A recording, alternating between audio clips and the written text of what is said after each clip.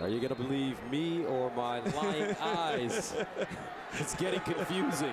First down and 10 at the 32. Cost him about 20 yards. They throw it out wide. And Brandon Horst, the tight end, makes the catch. Got a really nice block, too, from Aaron Horn, number 3, who goes 5'9", 175. Did a terrific job chopping down a defensive player for Texas to allow Brandon Horst to get to the corner. They run the football, and James White loses his helmet. Randall looks like he ripped it off. So as we saw a lot of flags, was it a face mask? Personal foul, grabbing the face mask. Number 91 of the defense. 15-yard penalty from the previous spot. First down. Yeah, Keyston Randall. Look at the big paw get there, grabbing the mask and pulling White and pulling his helmet off. And remember, the helmet comes off now on a runner. The play's automatically dead at that spot. A safety rule that was implemented in college football. Randall, a senior from Beaumont, Texas. 6'5", 305. And Iowa State with the first down at the Texas 12. Jantz throwing in the end zone, incomplete. James White was open, but Steele Jantz unable to get it to him. And I think that one goes on Steele Jantz. Because remember they ran that play earlier in the game, Gus, where it's just quarterback run like an old single wing tailback, and he ran it and got a first down. They showed that heavy run again, but if he just pulls up and sets his feet and makes a nice throw, James White's wide open in the end zone. That should have been 6. Jantz, 23 of 42, 201 yards, and an interception. They throw it again. Now flushed out of the pocket, looking. Incomplete. Flag on the play, intended for Lenz, and this will be interference against Aaron Benson. And I'm trying to understand why he's reaching out and grabbing him, other than he panicked in coverage and thought he was beat. That made no sense just by my naked eye seeing that one. Pass interference, defense number 5.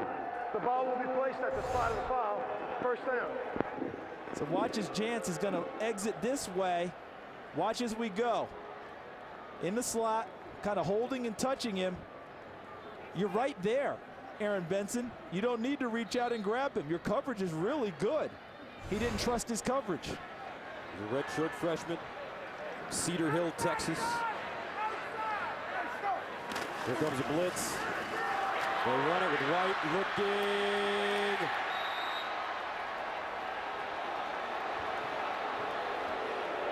And he did not get in. He'll be downed or out of bounds at around the 2-yard line. His initial contact. And he's hitting the pylon and going through. Jantz, quick snap. White again. Got one signal touchdown and one not touchdown, Gus, from the guys coming in from the sides. One signal touchdown. And they'll spot it at about the 1-inch line. Wow, I thought he crossed the goal line before he was actually knocked back. Let's see. Yeah, it doesn't look like the tip of the ball crossed the goal line. Did the ball get there? This would be a tough call because he was actually spun around on the tackle. See, right there, it wouldn't be indisputable, though. It looked like it got to the goal line, but can they say definitely that it did? That's going to be a tough call for our replay official. In a 34-0 game, now he's getting all these tough calls down the stretch. And there's a player down for Iowa State. And looks like it's 72. There's Simile, their star left tackle. Remember, Gus, he came into this game having nursed a badly sprained ankle since training camp and continues to play with it, play on it, I should say.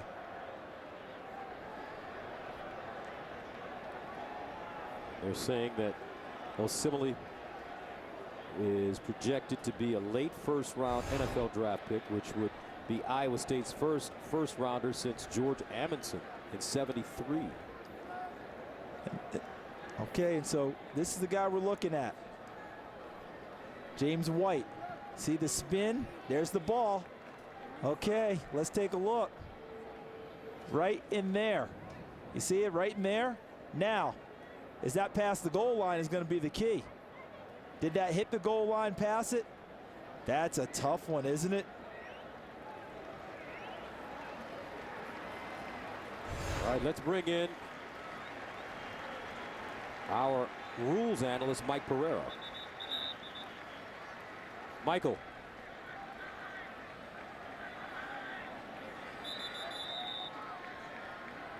Play of the runner being called down inside the 1 yard line is under further review.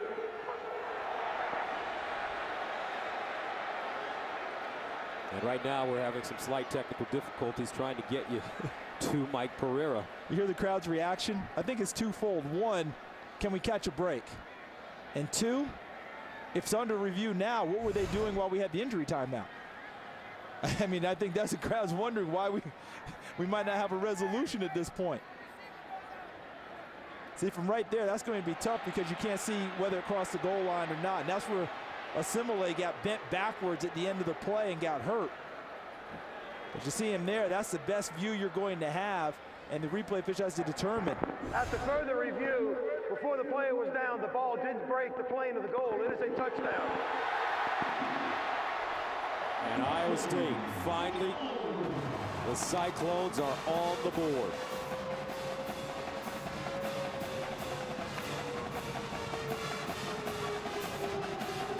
But at what cost? Kelechi Osemele limped off the field, and it looked like the big fellow was in a lot of pain. But you saw how he got his legs caught underneath him and then got bent back over them at the end of the play by a Texas defender.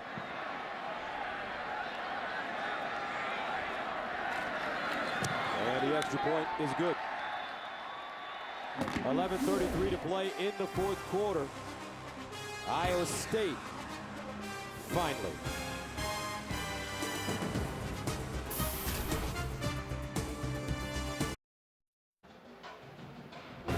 Next Saturday, the American League's best teams will look to their brightest stars to see which one will become the newest hero that leads them into the Fall Classic.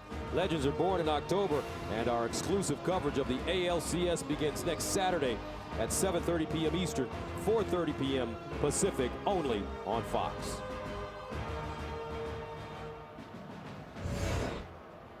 My Tigers are struggling a little bit today, Charles. You know, when you're dealing with the Yankees, and the hard part is you end up having to waste Verlander because of the delay. Oh. So he couldn't come back again today, nor could Sabathia for the Yankees. The Yankees.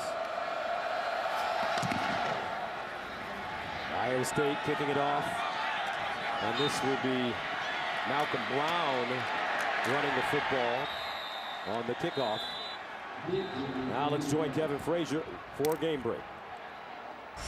Gus, Courtney Upshaw had the big touchdown, and then he has this big sack on John Brantley. Unfortunately, Brantley down, injured.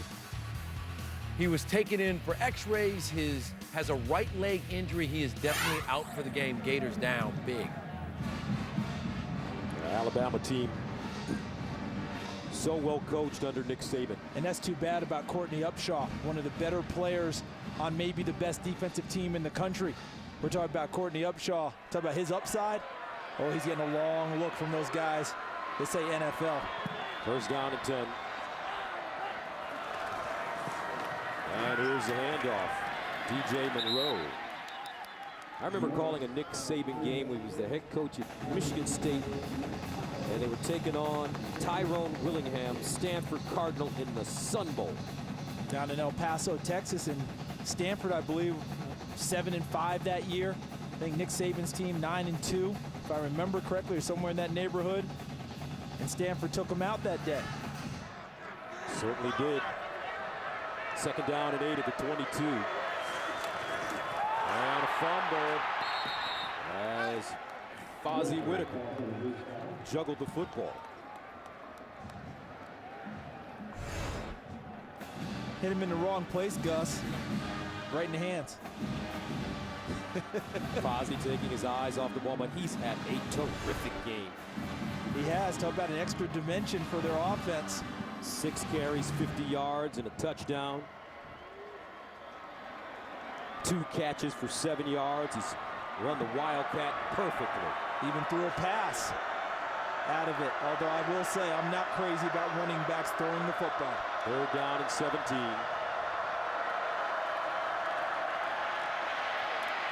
McCoy throws on the run to Shipley.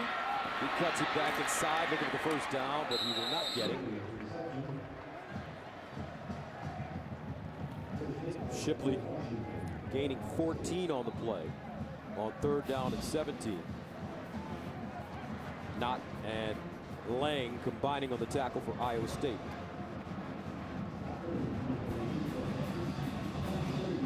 Texas will punt for the 4th time. 9:38 and counting remaining in the 4th quarter.